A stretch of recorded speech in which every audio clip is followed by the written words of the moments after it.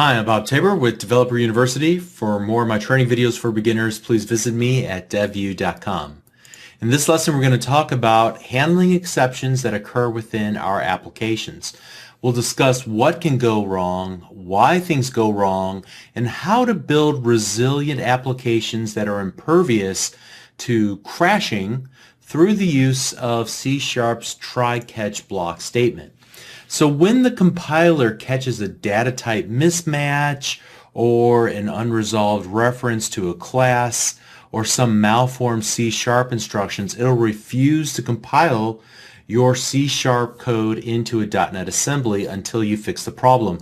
These type of errors are called compilation errors, and that's not what we're talking about in this lesson. However, there are other types of errors that happen during runtime, or in other words, they happen when the compiled .NET assembly is actually in the act of executing. And honestly, there are countless number of reasons why you could encounter an exception while the application is running, depending on the kinds of things you're trying to do in your application. And many times, these things are outside of the direct control of the software developer. So for example, if your application can't read or write to disk because a folder or a file is missing on disk where it expected to see it, it could trigger a runtime exception. Or maybe the file's corrupt, or maybe the network access to that resource is unavailable, or attempted perhaps to access a database and it couldn't find something in the database that it needed, a table, a column, whatever the case might be, because the structure has changed of the database out from under the application. All of these things and many, many, many more could cause the absolute failure of your application. And the user will see a nasty error message at runtime, and they'll in frustration say, the developer. So in some cases, the developer may have not even foreseen that could have potentially been an issue. And so if they didn't see that it could be an issue, they couldn't have accounted for it. Maybe the developer, for example, allows the users to type in a country, but the user misspells the country name. Now, maybe they did that intentionally or unintentionally. Perhaps they maliciously use numerical characters instead of alpha characters. But as a software developer, your job is to make sure that you account for all of these possibilities.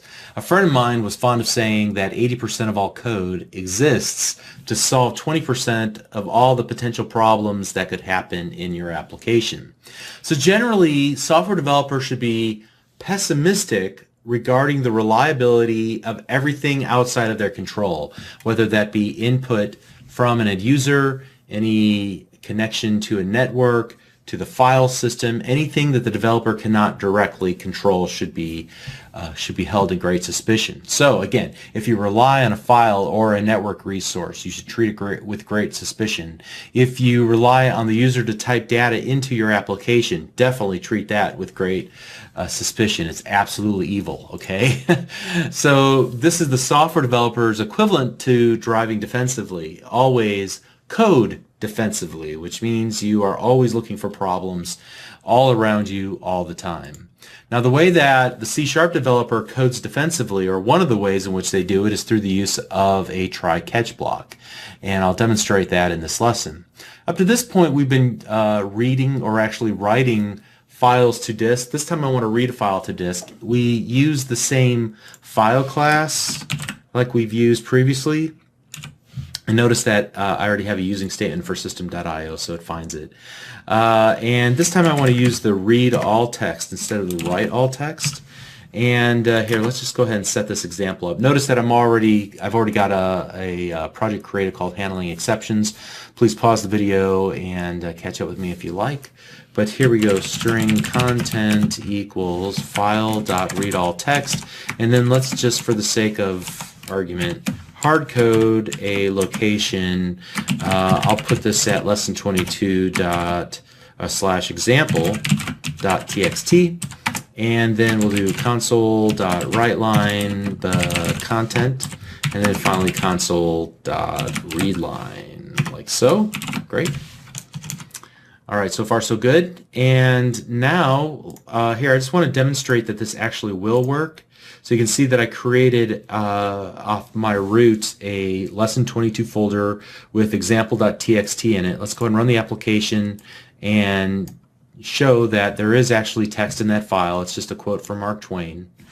And now that we've got it working correctly, let's break the application by giving it a fake name, just by removing the E on the end of example.txt. And now you can see that we get an exception. This is a file not found exception, was unhandled. And so I'll tell you what, let's do this. Let's stop the application.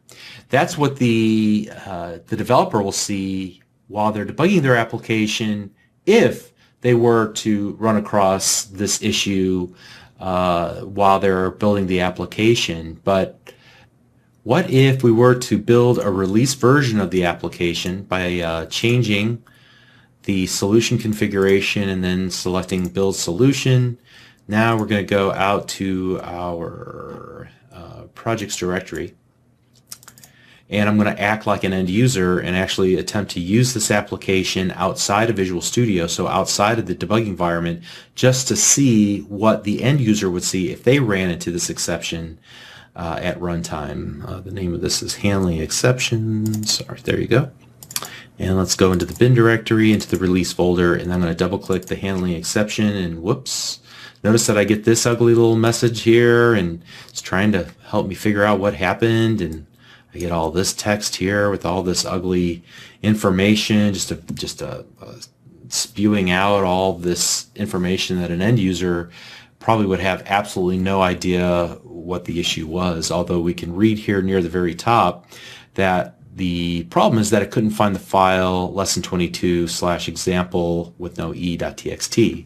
Now, a very observant user might be able to look at this and figure it out if they stared at it for a while, but most users are going to be scared off by this, and I don't blame them. So we ideally would like to make sure that the end user never sees anything like that whenever they run our application. So again, Windows will then close the application, notify you if there is a solution available. There's just a mess going on there, and we want to protect our end users from this mess, from ever seeing this. So what we can do is actually wrap a try statement, a try and a catch around this. So we'll do this, and there's a couple different ways to go about it. I'm just going to take the easiest approach to begin with. And what I might do is just go ahead and let's switch back to the debug configuration and run the application.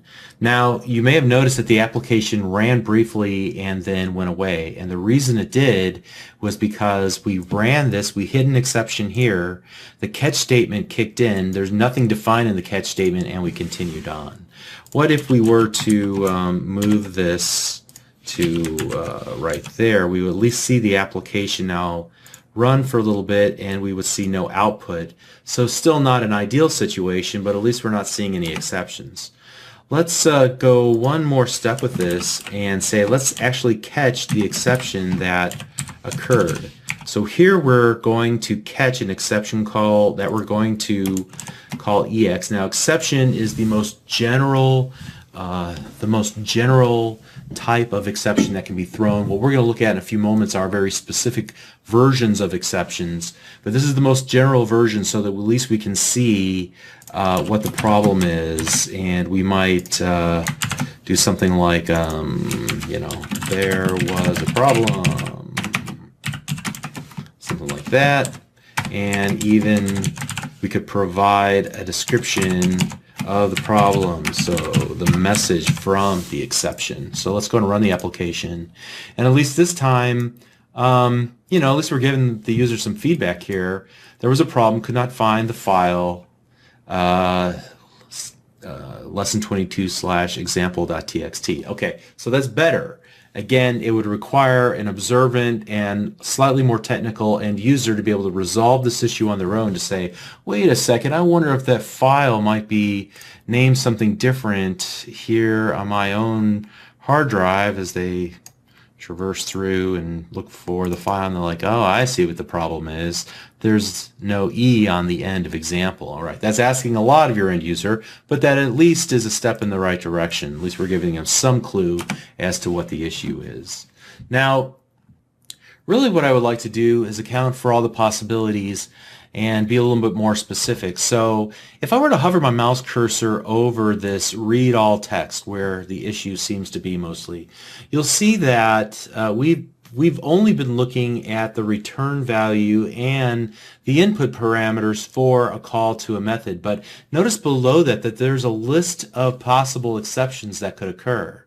Also, if we were to go to system.io.file.readAllText, so let me just copy this, pop open, and let's go to Bing. We're basically going to be searching through Bing here for system.io.file.readAllText.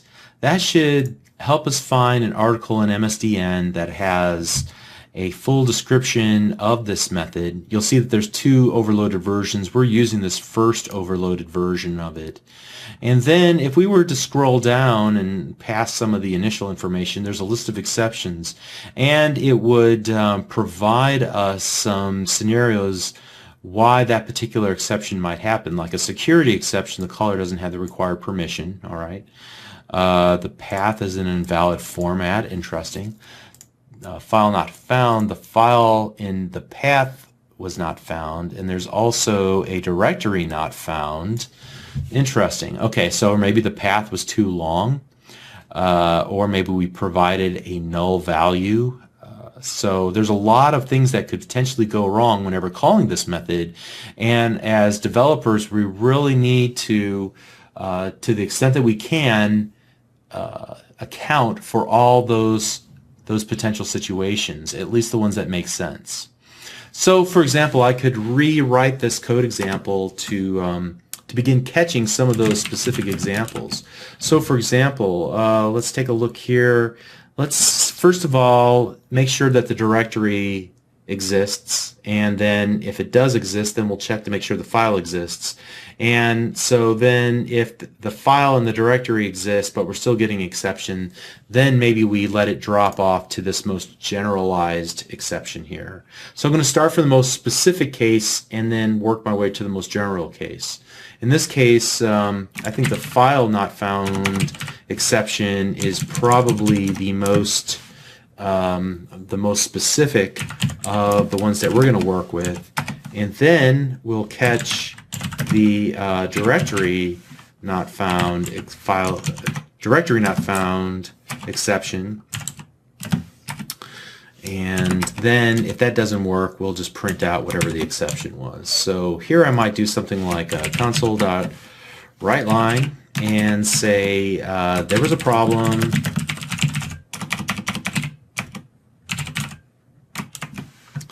And then give it a specific,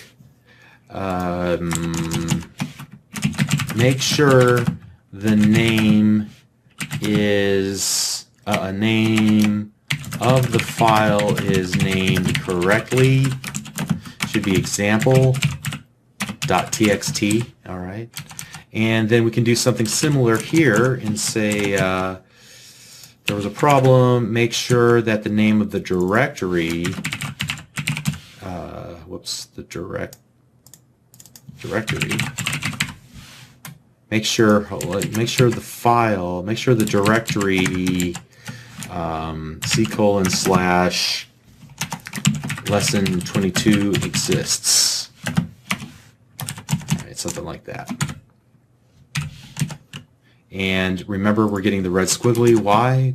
Well, because we either need to add another backslash here or add the @ symbol there. Remember that from earlier? Okay. So let's go ahead and test our application, and I'm going to set a breakpoint here whenever we hit this line of code so that we can watch this execute. All right, so let's go ahead and step over, and it looks like it found the file not found exception, and so we will see there was a problem. Make sure the name of the file is named correctly. All right.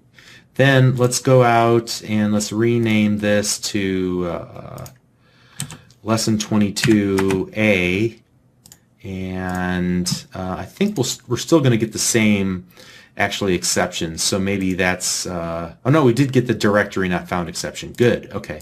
So in this case, we'll see that error message. Make sure the directory lesson 22 exists. All right. And then for any other exception, maybe there's a permissions issue on the computer. Maybe there's a the file is corrupt somehow and we can't read from it. We would get this last catch-all where we catch just the general exception and print it to the user. Okay? So at any rate, the key to this is that we check the most specific exceptions first and the most general or generic exceptions last.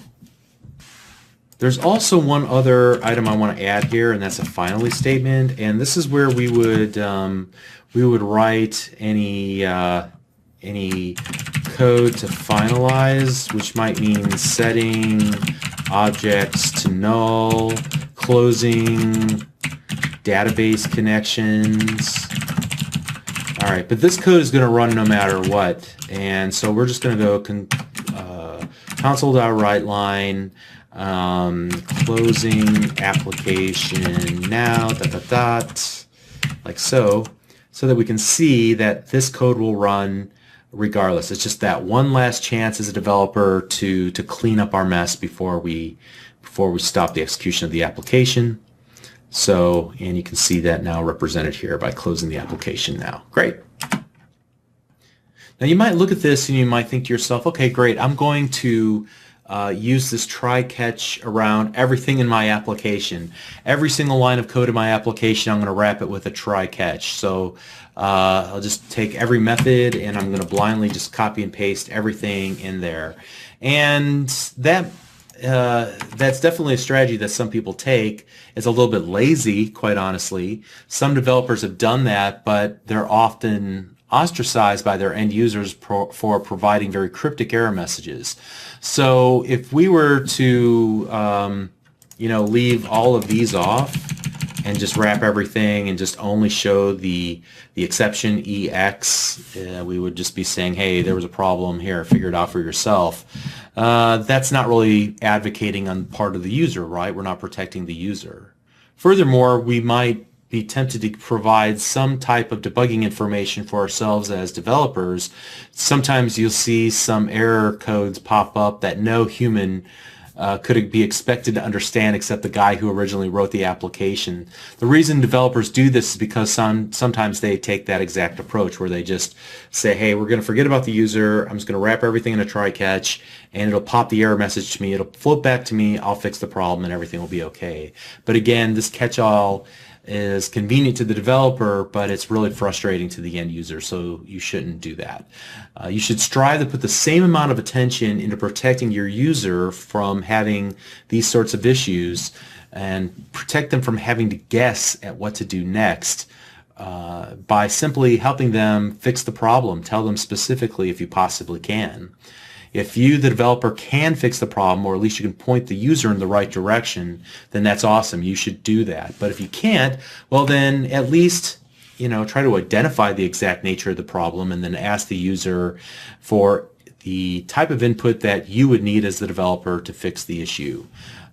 You don't want to leave your users feeling stupid that they did something wrong.